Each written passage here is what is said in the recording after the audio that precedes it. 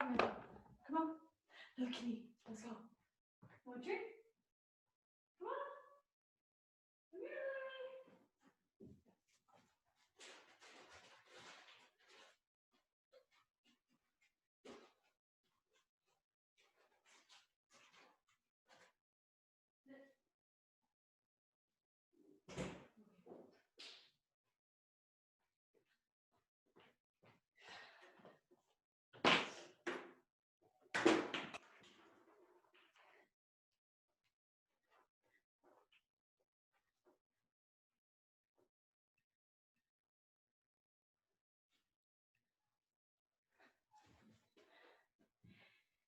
Hey guys, I'm Jocelyn, pelvic floor physical therapist, and in this video, I'm going to show you how essentially to break down your walking pattern to improve it.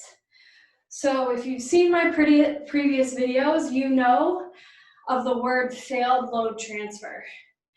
Failed load transfer is, let me just adjust this for a moment, is when the force that starts from your feet when you hit the ground is lost somewhere as it travels up your body.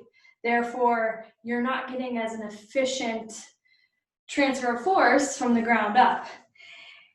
This can happen in the foot, this can happen in the knee, it can happen in the hips, it can happen in your pelvis, it can happen in your lower back, mid-back, pretty much anywhere. Most common areas of failed load transfer in women who are postpartum, or what I see in practice, when I say most, I'm also referring to the biggest areas, so where most of the force is lost, are the hips, the pelvis, this region, so the region connecting your mid and lower back, and the front abdominal wall. And that covers, in terms of soft tissue, the hip stabilizers, the pelvic floor, the transversus abdominis, lower fibers, and upper fibers. So most common. That's not to say that other areas like the foot and ankle, the knee, and elsewhere it doesn't happen. It happens in those areas too, just not as big of a degree. Now, as you are going through any programs with me, you've gone through the process of understanding the components of your deep core and learning how to identify which is the biggest area of the deep core that you need to work on as you build your deep core, outer core, and dynamic core, and all as a unit. So whatever area that needs work, that's what your area of focus is when you're going through this. I still want you to go through the same process, meaning I still want you to do it your preferred way, and I still want you to do it just the pelvic floor, just the belly button in, and then all together as hard as you can, and then remember task and demand. You don't want to squeeze too hard if the task does not require it, which a lot of our everyday activities do not require it. If you are working with vaginal weights, I likely had suggested that what I would do is I would use the vaginal weights during this type of training, because this would transfer over to walking and transfer over to some other functional patterns than just using the weights when you are walking. Let's say if you're not ready for that, or this is a way to build strength with a heavier weight while you use a lighter weight with walking, where you're going to use the lighter weight for endurance, but you want to build thickness in the muscle. Thickness translates into cross-sectional area. That's a sciencey word for actual strength building. So I would use a heavier weight for this. You would not use the weights for running though. If you are working on your lower your diastasis recti. You're going to use different components of your deep core brace to do this. So just keep that in mind as you're going through here. But step one to maximize your learning, just do the thing. Get the positions down first, the targets, just the setup, the execution, like where you're supposed to move. After that, then worry about refining and focusing, honing in on areas, okay? So what I mean by that, if I'm gonna have you do a squat, I'm gonna coach you, okay? The name of the exercise is a squat. Hips sit back and down, stopping with your hips, thighs parallel to the floor, slightly below. Stand back up. I'm giving you a target. Hips sit back and down, thighs parallel or hips slightly lower than that. That's your positional cues, your target, where you're going. Then I'll say, okay, make sure your knees in a squat track over, so knees move forward over the middle of your foot. Middle of the foot, make sure the knees don't cave in. So those are directional positional cues. Where am I supposed to go? After that, once you get that down, then you refine. Okay, I want you to feel as you sit back, I want you to feel this in the front of your thighs and in your butt. As you stand, squeeze your glutes. Now I'm bringing you into your body. I'm telling you where you should feel this. That comes later on after you get the movements down, but you kind of got to get the movements down first.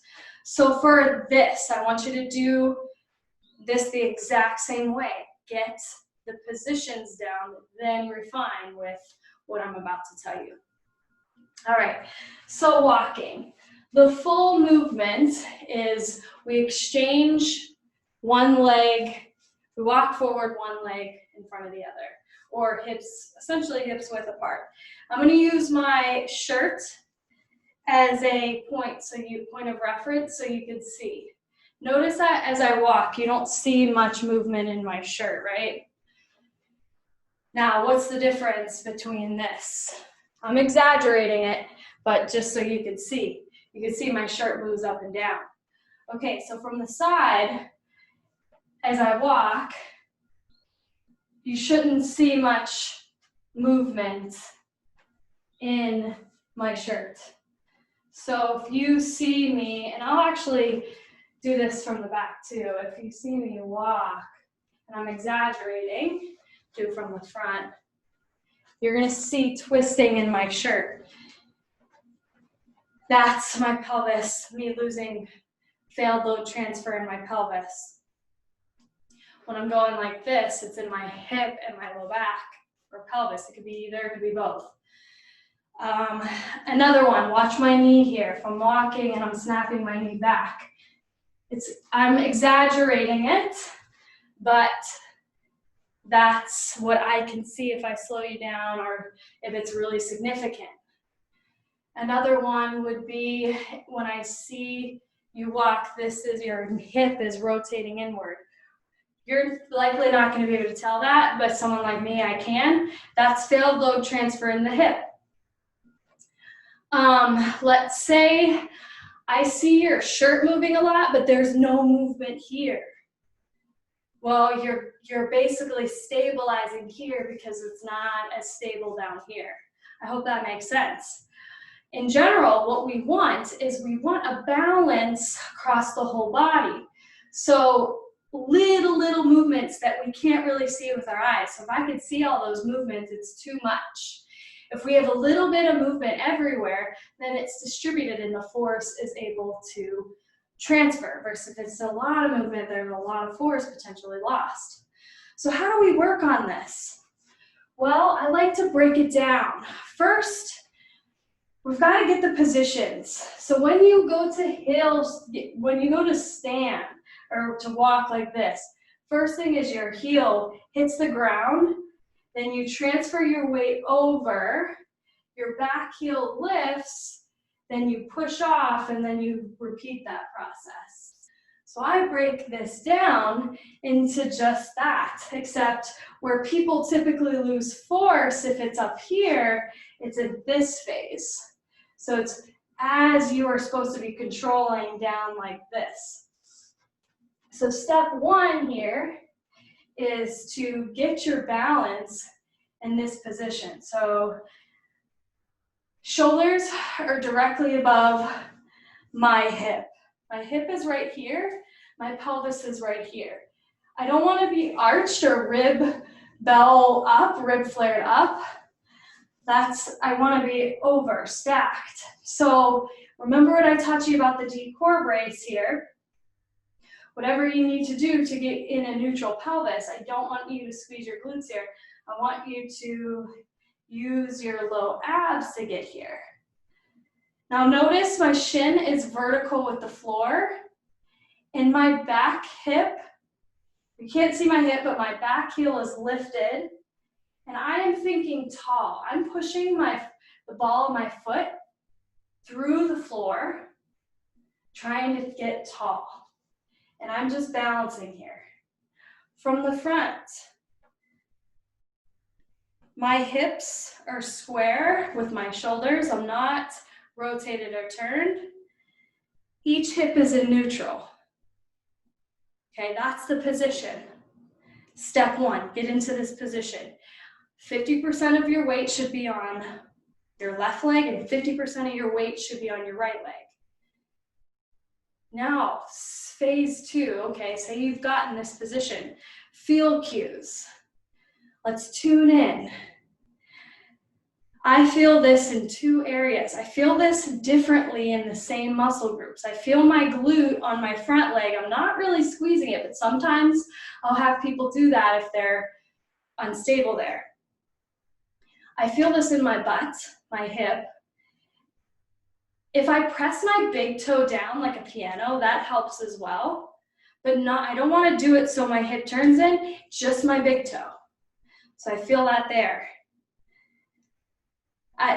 For my calf, or to stand tall, I am reaching long with my calf. And as I do that, and as I fold over my toes like this, and actually I'm trying to almost squeeze my calf to get a little bit higher, and then I can squeeze my glutes as well to get taller on this leg. So those are feel cues. Now I cannot do that, you guys, if I am using my glutes to stabilize my spine. I hope that makes sense. Or I can't use my glutes to do that if I'm tucking my pelvis under instead of having my deep core. Does that make sense? I hope that makes sense. So that's step one, get that down. If you're using weights, I would have you get this down using your deep core, training your deep core with the weights here, both legs, so that you're working on staying level as you walk. That's step one. Step two, from the side. Just as a note before I go to step two, this is my position if I were on this side, okay? Spine is long, shin vertical, rolling over on the ball of my foot, thinking almost squeezing my calf, maybe my glute on this leg, and I feel my glutes on this leg too. I'm square. So, sorry, my shirt isn't level. Here I am. Step two. So you're here. Now we're gonna roll. You're gonna roll forward, roll back. Heel to foot flat, roll back. Heel to full foot flat, roll back. And I'm rocking. This is teaching you how to use your muscles to control this motion. Now, really keep in mind, especially if you're a dancer, if you come up on the tips of your toes and start to scrunch your toes, that's cheating. You're using your toe flexors instead of your calf, so don't do that. I catch you guys all the time. So again, roll and you get to that first position. Come back. Roll, get to that first position that you already worked on. Roll back. Spine stays in neutral the whole time. From the front, roll. Shift. If you had a weight in, you'd be trying to figure what kind of contraction, how much intensity do you have to put forth to maintain your spine in a stable position. Where you're going to feel this, same muscle groups, deep core, back of the hip, the calf. Again, if you're using your glutes to control your pelvis and your spine, you're not going to be able to use them for your legs. Step 3. This is the last, the final, this is phase 3 of 4. So now you step forward, step back.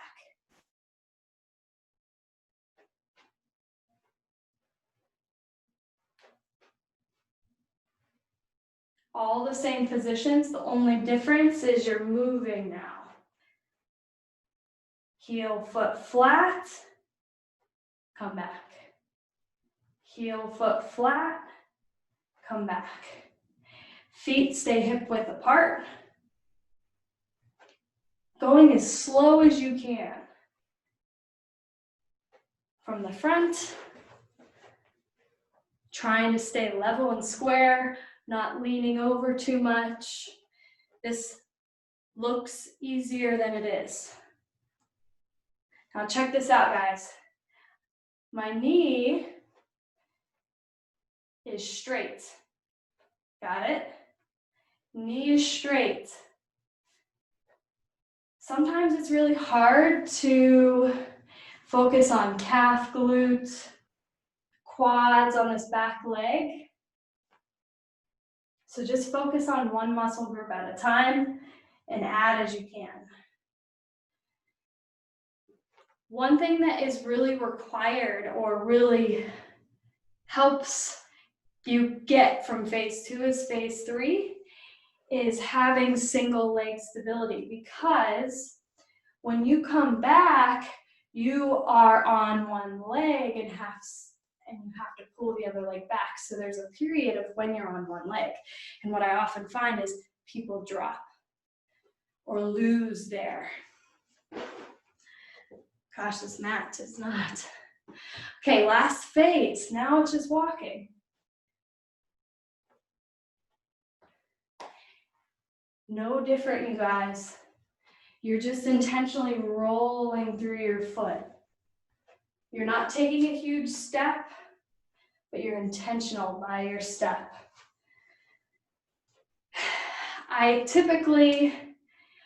The cue that I use for walking is roll through your feet, and I get people there by going through this process. That is what clicks, not just jumping to walking and thinking roll through your feet. So if you don't need the pelvic floor contraction and you need the more of the lower fibers, the transversus abdominis, just maybe think belly button in. If you need more of the upper fibers, maybe you need to be more intentional about your shoulder position.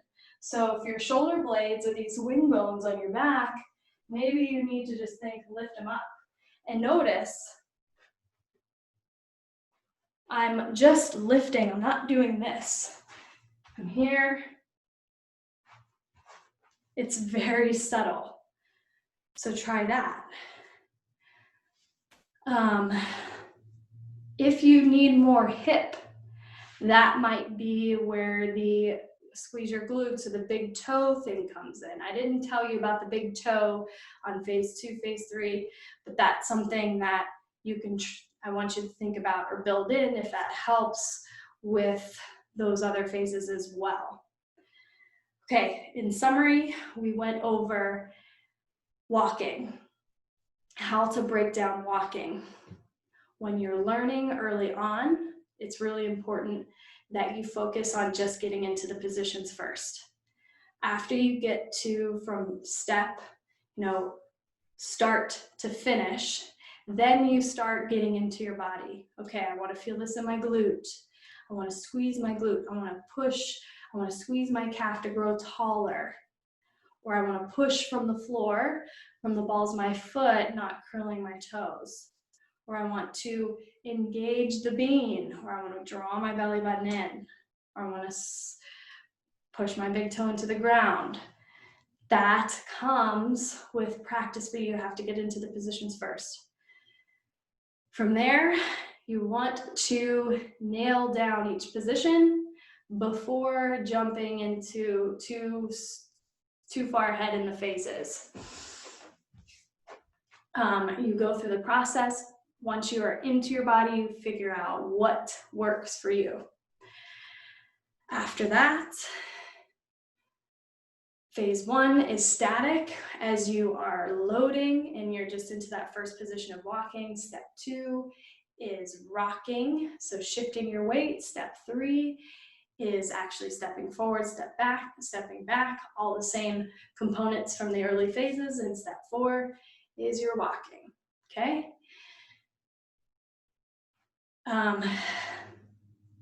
Anything else? Everyone's gonna be different.